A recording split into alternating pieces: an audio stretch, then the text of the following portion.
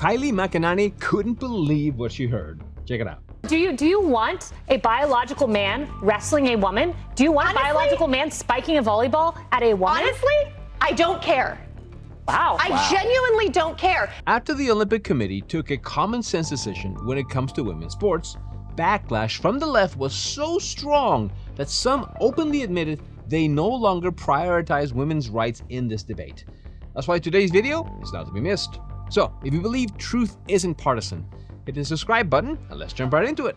You heard it from Sandra. The International Olympic Committee says that it will ban biological men in women's sports, beginning with the Los Angeles Games in 2028.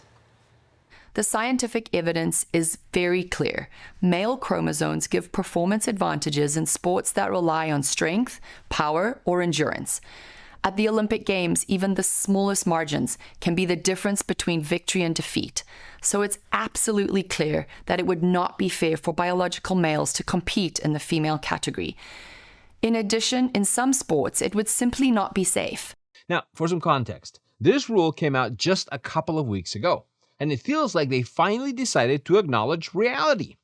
The policy came with a detailed document laying out the reasoning behind it, in which they wrote things like, quote, healthy adult males have 15 to 20 times more circulating testosterone than healthy adult females, leading to a clear performance edge. They actually tried to measure it, noting in one part, quote, the male advantage can be greater than 100% in events that involve explosive power, like collusion, lifting, and punching sports. Basically, stuff anyone with common sense has been pointing out for years now, which is what Kayleigh expanded on, saying this. I read through the Olympics decision. I love seeing words like evidence-based. I love seeing words like based on scientific evidence. I love seeing that they wrote the working group reviewed the latest scientific evidence. And here is what that found. The Olympic website, they reached a clear consensus. Male sex provides a performance advantage in all sports and events that rely on strength, power, and endurance. We have known this for all of time. It should not be news. It has always been the science. So now you will take this SRY genetic test. If you have a Y chromosome, then you have to sit it out. You can't be in the female category. Makes a lot of common sense to me. But what I love most is that the Olympic Working Group actually polled 1,100 athletes. And here's what they found from the 1,100 Olympic athletes. There was a strong consensus that fairness and safety in the female category required clear science-based eligibility rules, and that protecting the female category is a common sense priority. So unless you're Megan Rapinoe, everyone wants this. That's a pretty logical point. There's a reason sports have separate categories for men and women in virtually every sport. But due to the push from the far left, many female athletes ended up at a disadvantage in competitions they spent years preparing for. And we have a lot of examples to prove that there's a real gap in performance. The most recent one is the Swiss women's national team losing 7-1 to an under-15 boys squad in soccer. But Marie Harf wasn't convinced of this and tried to push back against it, leading to an interesting showdown. Take a look. It's about why are we so scared of trans people? It's about providing... Do you want a biological man wrestling a woman? Do you want a biological man spiking a volleyball at a woman? Honestly, I don't care. Wow. I genuinely don't care. There are co-ed sports being played at the elementary school level across this country today. So you think men and women are the same? You don't believe in science? Okay, well, those two questions are different. No, actually, they're not. Of course I believe in science. My party is the one that believes in science when it comes to COVID and vaccines and all those things. Not biological sex. That's the problem that so many of us have. Regulating... It's about having clarity, especially for young boys and young girls who want to compete. Regulating who can use what bathroom. And this is a step towards that. And there's a law that was just passed in Idaho that criminalizes people using bathrooms because people are terrified of trans people going into their bathroom. I've never been scared of a trans woman in a bathroom. I don't want a man in my daughter's bathroom. You know what? That's not about fear. It's about making sure that there are standards in place. I've never been afraid of a trans woman in my bathroom. I'm afraid of straight men in my bathroom. Now, we'll get how she downplayed women's rights in a moment. But first, here's a quick message from today's sponsor. Now, in our last spotlight, we covered Saga Metals, trading as SAGMF in the US and Saga in Canada, and the requisition of another titanium asset in the same district as the world's largest titanium mine. Today, that story is accelerating. Saga just strengthened its position with the Wolverine project in Labrador. This comes at a time when the global push for energy and defense is running into a serious problem. Heavy rare earth supply is tightly controlled, and much of it comes from unstable or adversarial regions. That's why this goes beyond mining. It's about national security. And the Trump administration has declared it imperative to secure domestic supply chains for defense. We're talking jet engines, satellites, and precision systems, all of which require a steady and secure supply of heavy rare earths, elements that were found at the Wolverine project. Saga Metals is now working towards a maiden resource of 100 million tons, with a long-term target that could exceed 1 billion tons.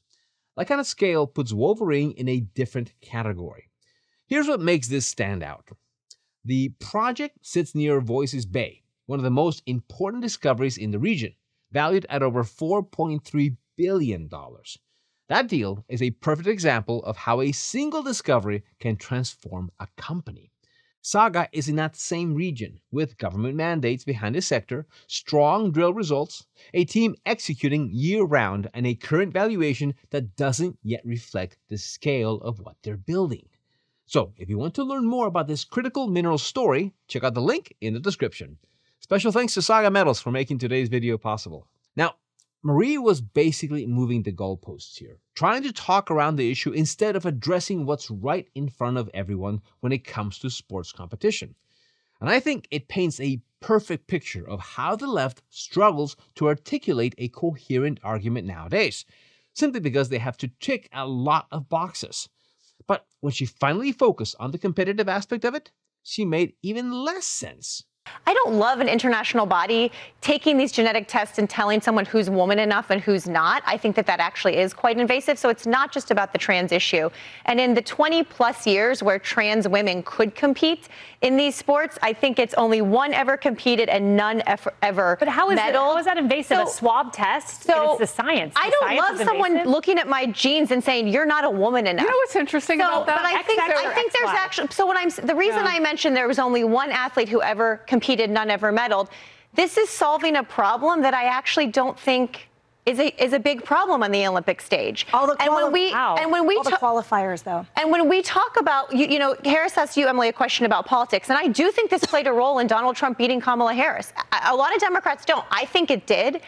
I think when we are looking at the midterms today, with everything else going on in the world, war in Iran, gas prices, a government shutdown, I just don't think this has the political saliency maybe it did 2 years ago. Wait a minute. Again, what does politics have to do with any of this? On top of that, the Olympic Committee's decision don't just stay at that level. They shape how national federations set their own rules. You can think of it as a top-down system meant to keep standards consistent across different sports. And even the political angle Marie tried to push doesn't really hold up, which is why the rest of the panel called it out. And needless to say, they didn't hold back. Your voters decided that your candidates, plural, were on the wrong side of the issue.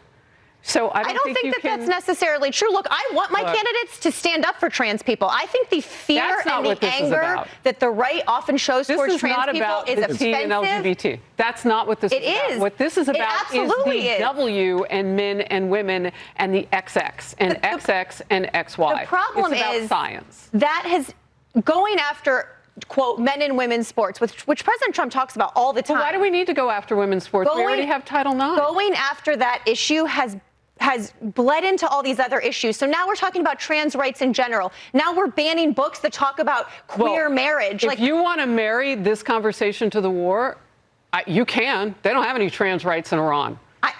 Harris, my point is, I do think that Donald Trump used this to great effect by preying on people's fears of trans people. And look, I don't think that all the questions are necessarily coming from a bad place. This is an 80-20 issue, but remain on the 20% side and see how it works out. Yep, it won't land because the argument is driven more by activism than reality. When you look at how sports actually work, the focus has always been on fairness. Sure, one team could be better than the other, but that's due to talent and strategy, not because one side has an advantage that puts the other at a handicap right from the get-go. That's why the Olympic Committee's decision was long overdue. At the end of the day, it ensures a level playing field, especially for athletes who spend years training to reach the top of their game.